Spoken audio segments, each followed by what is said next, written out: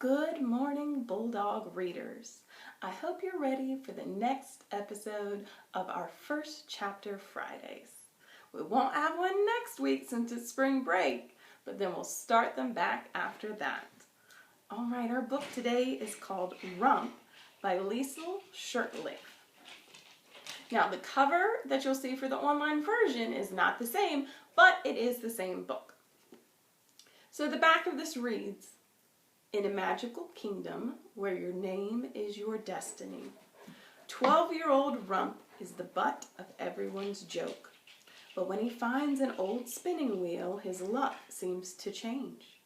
Rump discovers he has a gift for spinning straw into gold.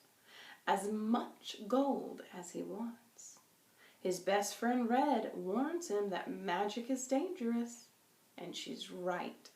With each thread he spins, he weaves himself deeper into a curse. To break the spell, Rump must go on a perilous quest, fighting off pixies, trolls, poison apples, and a wickedly foolish queen. The odds are against him, but with courage and friendship and a cheeky sense of humor, he just might triumph in the end." Hey, even.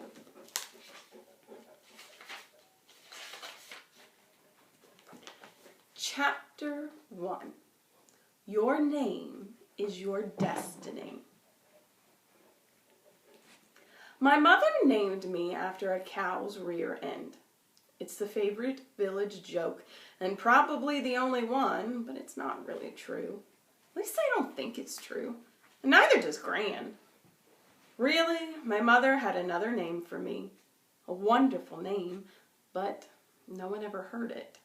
They only heard the first part. The worst part.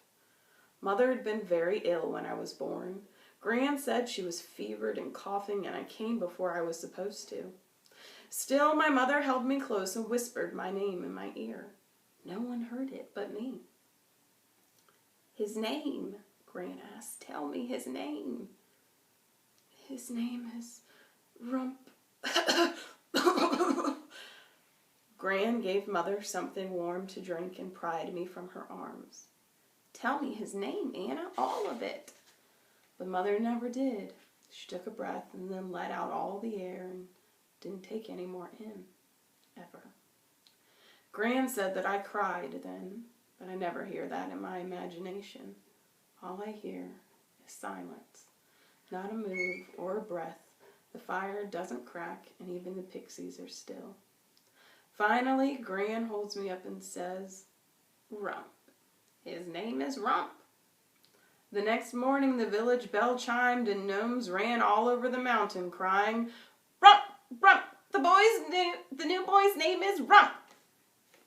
My name couldn't be changed or taken back because in the kingdom, your name isn't just what people call you. Your name is full of meaning and power. Your name is your destiny. My destiny really stinks. I stopped growing when I was 8, and I was small to begin with. The midwife Gertrude says I'm small because I had only the milk of a weak goat instead of a strong mother. But I know that really it's because of my name. You can't grow all the way if you don't have a whole name. I tried not to think about my destiny too much, but on my birthday I always did. On my 12th birthday, I thought of nothing else. I sat in the mine, swirling mud around in a pan, searching for gold. We needed gold, gold, gold, but all I saw was mud, mud, mud. The pickaxes beat out a rhythm that rang all over the mountain. It filled the air with thumps and bumps. In my head, the mountain was chanting, thump, thump, thump, bump, bump, bump, rump, rump, rump. At least it was a good rhyme. Thump, thump, thump, bump, bump, bump, rump, rump, rump. But, hey, but! I groaned as Frederick and his brother Bruno approached with menacing grins on their faces. Frederick and Bruno were the miller's sons. They were close to my age, but so big, twice my size, and ugly as trolls. Happy birthday, Butt. We have a present just for you. Frederick threw a clod of dirt at me. My stubby hands tried to block it, but it smashed right in my face and I gagged at the smell. The clod of dirt was not dirt. Now that's a gift worthy of your name, said Bruno. Other children howled with laughter. Leave him alone, said a girl named Red. She glared at Frederick and Bruno, holding her shovel over her shoulder like a weapon. The other children stopped laughing. Oh, said Frederick, do you love Butt? That's not his name, growled Red. Then what is it? Why doesn't he tell us?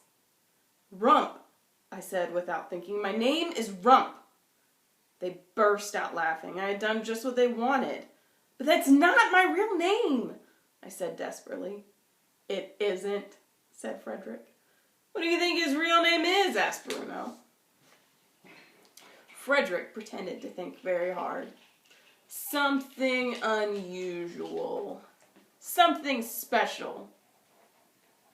Cow Rump. Baby Rump, said Bruno. Rump roast. Everyone laughed. Frederick and Bruno fell over each other, holding their stomachs while tears streamed down their faces. They rolled in the dirt and squealed like pigs. Just for a moment, I envied them. They looked like they were having such fun rolling in the dirt and laughing. Why couldn't I do that? Why couldn't I join them? Then I remembered why they were laughing. Red swung her shovel down so hard it stuck in the ground right between the boys' heads. Frederick and Bruno stopped laughing. Go away, she said. Bruno swallowed, staring cross-eyed at the shovel that was just inches from his nose. Frederick stood and grinned at Red. Sure, you two want to be alone. The brothers walked away, snorting and falling over each other. I could feel Red looking at me, but I stared down at my pan. I picked out some of Frederick and Bruno's present. I did not want to look at Red. You better find some gold today, Rump, said Red. I glared at her.